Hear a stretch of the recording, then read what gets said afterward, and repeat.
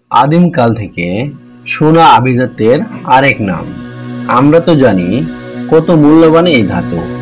সোনা কখনোই নষ্ট হয়ে যায় না বা ভেঙে যায় না, তাই এটিকে গুলিয়ে নিত্য নতুন অত্যাধুনিক অলংকারে পরিণত করে পুনরায় ব্যবহার করা হয়ে থাকে। আর সোনার ওপর কতটা নির্ভর করেছে এই বিশ্বের অর্থনীতি, এই বিষয়ে আমাদের সবারই কম বেশি ধারণা আছে। সোনা নারীদের সবচেয়ে পছন্দের ধাতু।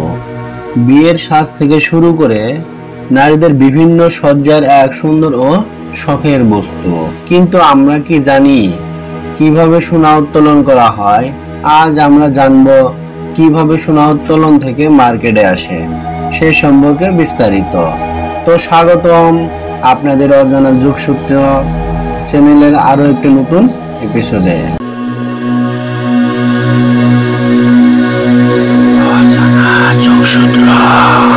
তো চলুন শুরু করা যাক।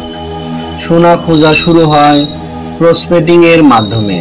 প্রসপেটিং বলতে মাটির নিচে সোনা থাকার সম্ভাবনা থাকে, আর টেস্ট করে দেখা হয় জমিতে যেটুকু পরিমাণ সোনা তা তোলার পরে সব খরচ বাদ দিয়ে প্রফিট আর লাভ হবে কিনা।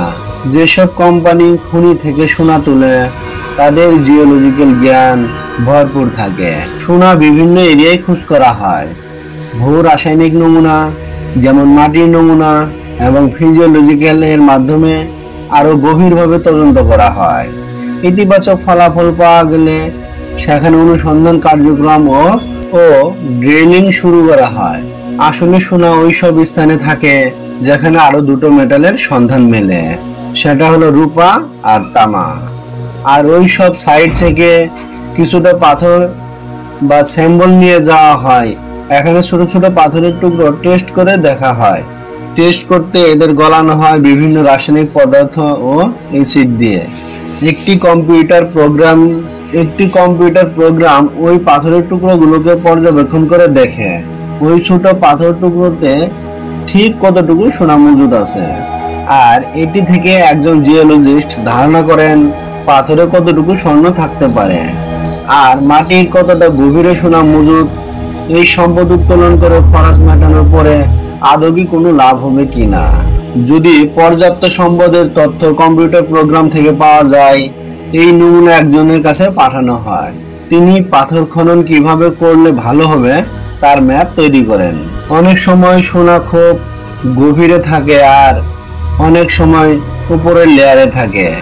উপরের লেয়ারে থাকলে খুব সহজে সোনা উত্তোলন করা যায়। প্রথম ধাপে এখানে ডিনামাইট ফাটানোর ব্যবস্থা করা হয়। আর ডিনামাইট ফাটানোর পর পাথরগুলো ছোট ছোট টুকরোতে পরিণত হয়। ছোট ছোট পাথরের টুকরোগুলো ট্রাকে ভরে পাঠিয়ে দেওয়া হয়। আর যেসব ক্ষেত্রে সোনা নিচে থাকে এখানে আন্ডারগ্রাউন্ড মাইনিং করতে হয়। আর এটা অনেক লং টাইম প্রসেস।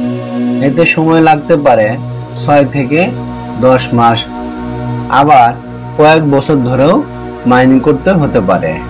মাইনিং এরিয়ায় ডিফাইন্ড হলে পোর্টাল ইন্ট্রুশন দিয়ে মাটি খোঁড়া শুরু করে দেয়। আর মাটি কাটতে কাটতে গুহার মতো হয়ে যায়।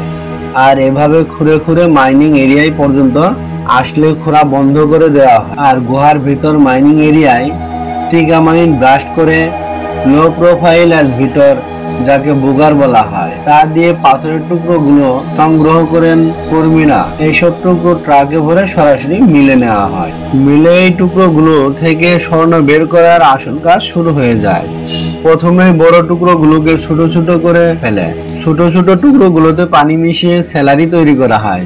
এই স্যালারি আসলে ইট সিমেন্ট বালি মিশালে যেমন একটা মিশ্রণ হয়, ঠিক তেমনি একটা মিশ্রণ। তবে এই লিকুইড স্যালারি থেকে সোনা তৈরি করার প্রথম পদ্ধতি হলো ব্লিচিং। এই স্যালারির ভিতর অক্সিজেন আর সায়ানাইড মিশিয়ে সোনা আলাদা করে নেয়। আর আমরা তো জানি পৃথিবীর যে কোনো পদার্থকে তাপ দিলে তা পানির মতো তরল এবং নরম হয়ে থাকে। আর একমাত্র সোনায় যত তাপ দিবেন শক্ত হতে থাকে। আর সোনা গলাতে চায় অনেক অনেক বেশি তাপ। তো পিউরিফিকেশনের বিভিন্ন ধাপে খাঁটি বাছাইকৃত সোনা বের করে ফেলা হয়। প্রথমে 1200 ডিগ্রি, তারপর 1943 ফারেনহাইট তাপ দিয়ে লিকুইডে পরিণত করা হয়। সোনার জন্য ব্লক তৈরি করা হয়। আর এই আর এই গলন্ত সোনাগুলোকে ব্লকে ঢালা হয় আর ঠান্ডা হলে খাঁটি সোনায় পরিণত হয়ে যায়। আমাদের পছন্দের এবং প্রিয় গোল্ড বারে এখনো কিন্তু পরিপূর্ণ কাজ শেষ হয়নি। এই অবস্থায় বারগুলোকে পাঠানো হয় রিফাইনিং হলে তৈরি হয়ে যায় গোল্ড বারে। আর এরপরে এসব সোনা বাজারে পৌঁছায়। এভাবে সোনা খনি থেকে সোনা উত্তোলন করা হয় আর এভাবে ধাপে ধাপে একদম গয়না রূপে চলে আসে মার্কেটে। স্বর্ণ সম্পর্কে সামান্য কিছু ফ্যাক্ট জেনে নিই। সর্বোত্তম অনুমানের মধ্যে প্রাচীন কাল থেকে এখনো পর্যন্ত আনুমানিক 1,87,200 টন সোনা খনন করা হয়েছে।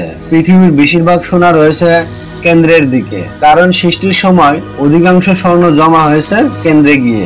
পৃথিবীর মধ্যে সবচেয়ে ভারতীয়রা বেশি স্বর্ণ ব্যবহার করে। এছাড়া দুবাইয়ের এটিএম বুথে শুধু টাকা নয়, স্বর্ণ উত্তোলন করা যায়। সমুদ্র থেকে সমস্ত স্বর্ণ বের করে নিলে প্রত্যেক মানুষকে 9 পাউন্ড করে বিতরণ করা সম্ভব। প্রতিদিন যত স্বর্ণ উত্তোলন করা হয় তার অর্ধেকের বেশি আসে সাউথ আফ্রিকা থেকে।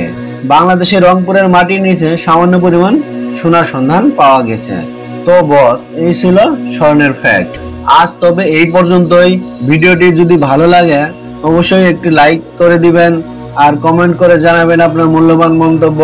আর আপনি যদি এই ধরনের রহস্য, রোমাঞ্চকর, ইন্টারেস্টিং, মজাদার ভিডিও দেখতে ভালোবাসেন তাহলে অজানা যুগসূত্র চ্যানেলটি সাবস্ক্রাইব করে পাশে থাকা বেল বাটনটি অন করে রাখুন। দেখা হবে অন্য কোনো এপিসোডে ভিন্ন কোনো টপিক নিয়ে। সে পর্যন্ত ভালো থাকুন, সুস্থ থাকুন। আল্লাহ হাফেজ।